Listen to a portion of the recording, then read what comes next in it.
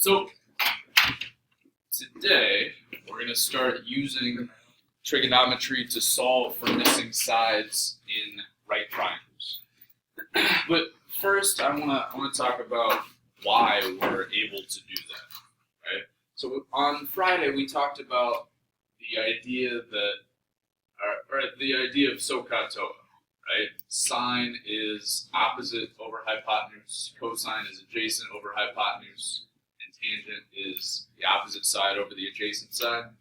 So what makes trig functions especially helpful is that those ratios are constant for a certain angle. So one of the special right triangles we looked at was a 30, 60, 90, right? And we said that this relationship, where the short side, I guess, I'm going to label that backwards. This one looks like the smaller angle up here. So 30, 60. We said the shorter side, the one that's opposite 30, is exactly half the hypotenuse, and then the side opposite the 60-degree angle is whatever the shorter side is times the square root of 3. And we kind of looked at that relationship holds no matter how large or small the triangle is. For example, if we had a 30, 60, 90 that looked like this, he said maybe this side was 2, that means the hypotenuse would be 4, and this side would be 2 times the square root of 3. So if I asked you for the, let's say, sine of 30 degrees, right, the sine of 30 degrees. Well, sine is the opposite side over the hypotenuse. So that would be 2 over 4, which would reduce to 1/2. Right? Well, let's take a look at a different 30, 60, 90. Let's say we say this side is, 33. Right? Well, that means the hypotenuse then would be 66, and this side would be 33 times the square root of 3. But if I ask you for the sine of 30 degrees, it's going to be opposite over hypotenuse, 33 over 66, which is just 1/2. Right? That ratio is true no matter how large or small the triangle is. So the sine of 30 degrees is a constant value. Okay? It stays the same no matter how big or small the triangle is. That can be said of any angle. Okay? Any angle has a constant value for its trig function. Right? I mean, obviously it's going to change depending on what the angle is. So if we did sine of 60 degrees, well, that would be 2 times the square root of 3 over 4. Right? But that value is going to stay the same for every angle. That's what allows us to use trigonometry when we're solving for missing pieces. So what we're saying, okay, if we want to use trig, we're actually setting up a proportion. We're saying, well, we know that this ratio for some certain angle is blank over blank. And we're just going to set that equal to some ratio for our specific triangle. Okay? Your calculator has all of those values programmed in. That's why there's a special button for each of the trig functions. Okay? That's how important these are. So let's jump in and look at a couple of examples here on the back of your paper. For number 1, our process, just like we did when we were just finding the sine, cosine, and tangent, is first going to label the sides of the triangle. So with respect to this 28-degree angle that I'm given, x is the opposite side, and 19 is the hypotenuse. All right, we don't need to worry about labeling the blank side, just the sides that we're going to be working with here. So if I'm dealing with the opposite side and the hypotenuse, which trig function is that? Sine, yeah. So what we're going to do, we're going to say sine of the angle. Okay, it's always sine of whatever the angle is. So sine of 28 degrees equals the opposite side of the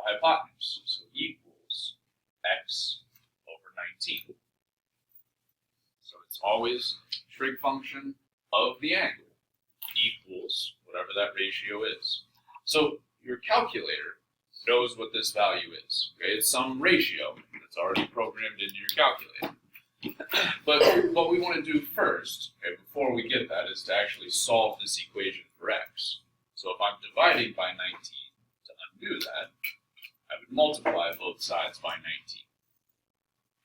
These 19s cancel out. We get 19 times the sine of 28 degrees equals x. And this, then, we can put into the calculator. Now, up here, right, is an important disclaimer. To do this, we have to make sure the calculator is in degree mode. So, the mode button, if this takes too long to load, the mode button is up at the top of your calculator. So if you press mode, then the third option down is either radians or degrees. You need to make sure that degrees is highlighted. Here we go. Alright, so mode button's up here at the top. The third option down should be radians versus degrees. So you just want to go over and highlight degree and press enter. So that degree is the one that's highlighted. Okay, the third option down under mode.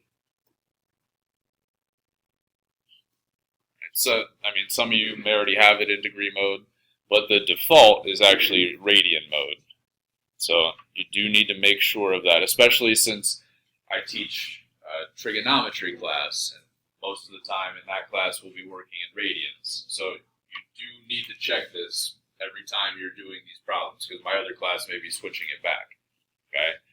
Okay, so make sure your calculator is in degree mode. So once it's in degree mode, we can type in exactly what we have here. 19 times the sine of 28. So 19 times the sine, and we just use the sine button here, of 28. Close the parentheses, hit enter. So the length of my missing side is 8.92.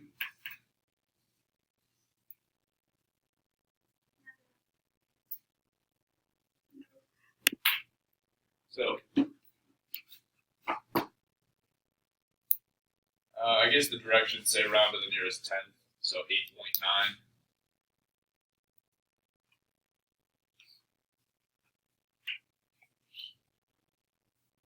Okay. Questions so far? Alright, so let's do another one together here. So for number 2, first step, label the sides of the triangle. So with respect to this 41 degree angle, this x would be the opposite side, and 32 would be the adjacent side. So which trig function deals with opposite and adjacent? Tangent. So my setup is going to be tangent of 41 degrees equals x over 32, opposite over adjacent. So to solve, multiply both sides by 32, and we can just type that into the calculator. 32 times the tangent of 41.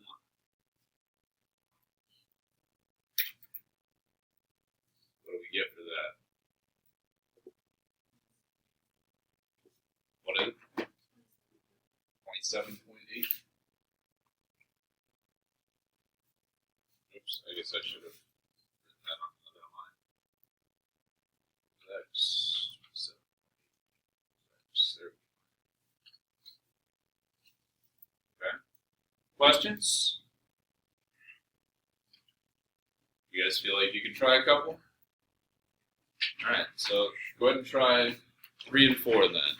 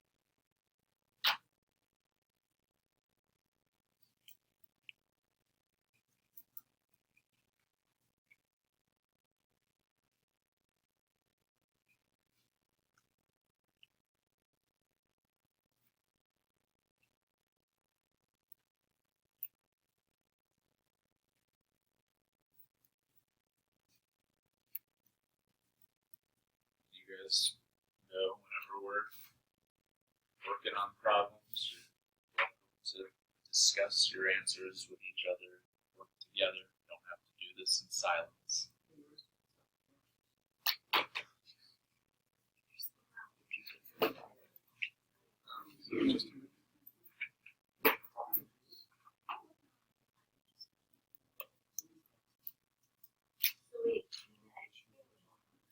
So that's what's going to end up happening in 5, yeah, so that's why I only wanted you to do 3 and 4.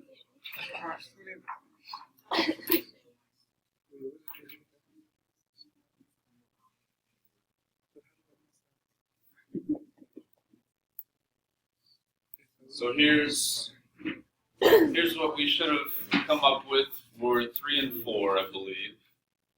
Okay, our setup for number 3 would be cosine of 21 degrees equals x over 26. For number 4, we would have tangent of 55 equals x over 8. So when we solve both of those, we should get 24.3 for number 3 and 11.4 for number 4. Questions?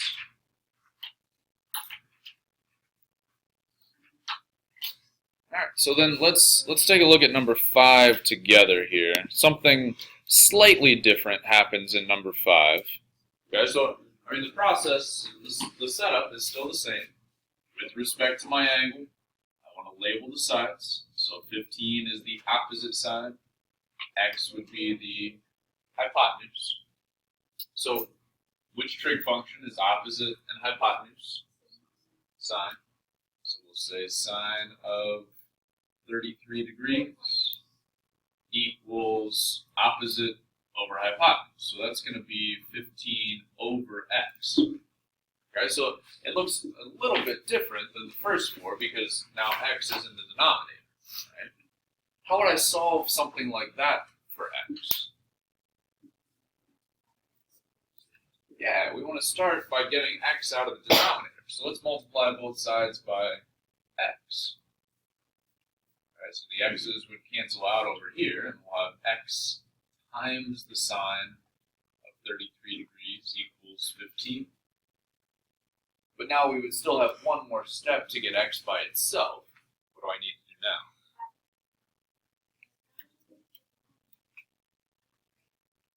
Well, we're not going to divide both sides by x. We're going to divide both sides by the sine of 33.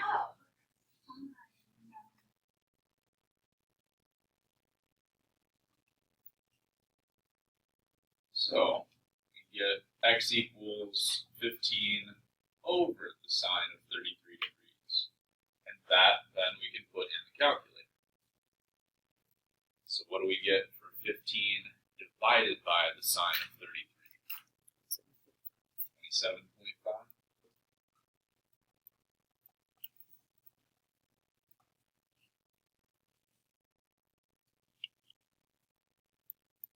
Right. So the setup is still the same, but in this case, if we have x in the denominator, it's 2 steps to solve then. Right? Multiply the x over, and then divide both sides by the trig function. Questions? All right, why don't you guys go ahead and try the next 3 then. I believe, well, actually, maybe only number 6. No, 6 and 7 will have x in the denominator, and then number 8, I think it ends up being in the numerator again. So give these last 3 a try here.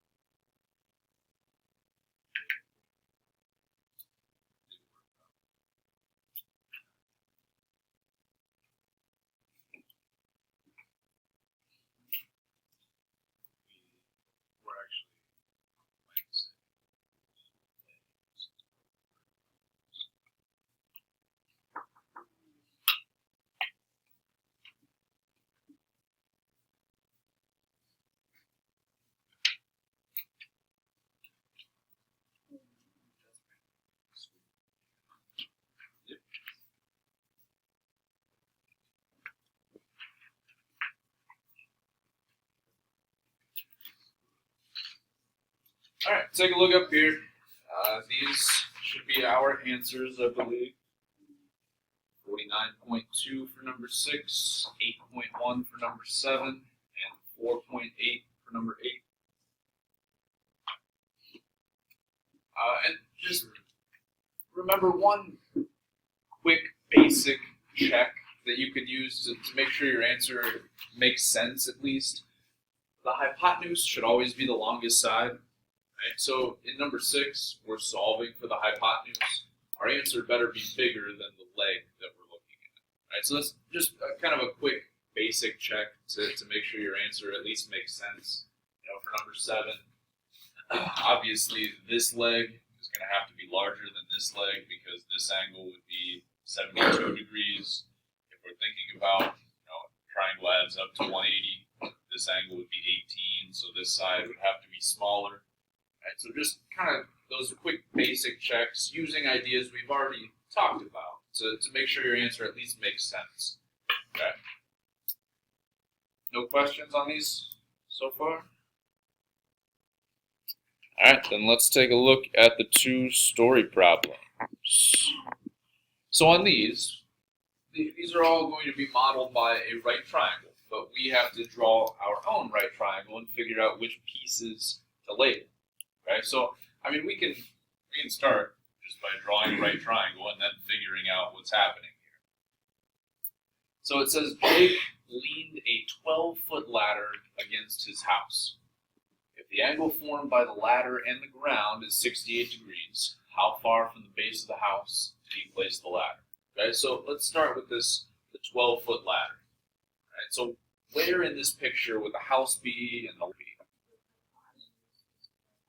The hypotenuse would be the ladder, right? Because if we're taking the ladder and leaning it up against the house, okay, the house would be straight up and down.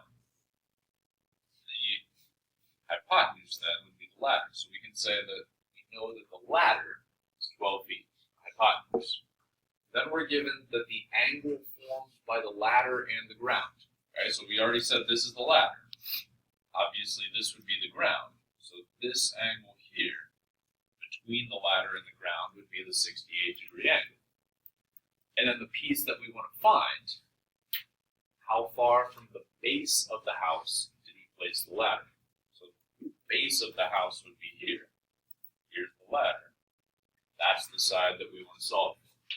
Okay, so this is our setup. Once we have it drawn, then it's just what we were doing. Right? Then we would label the sides. So this would be adjacent and hypotenuse. So if I'm dealing with adjacent and hypotenuse, I'm going to use cosine. So we'll say cosine of 68 degrees equals adjacent over hypotenuse. So x over 12. Multiply both sides by 12.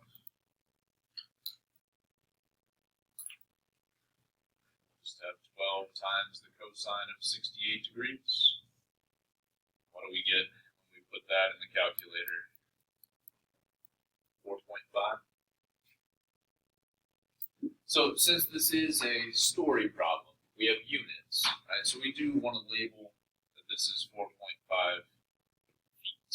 Okay, so just make sure that if we're given units, you include units in your answer. Questions?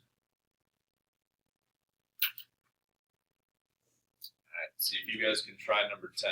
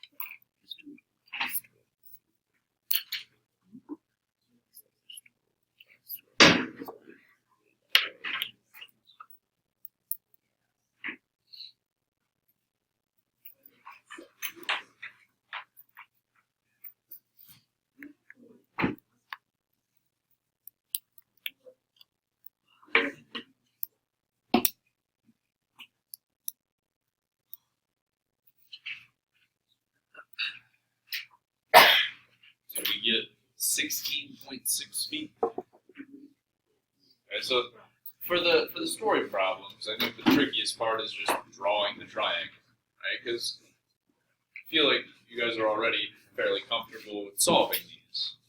So on this one, it says we've got a ramp. It's loading suitcases up to the cargo area of a plane. The door is 7 feet from the ground. So 7 is going to be the height of the triangle.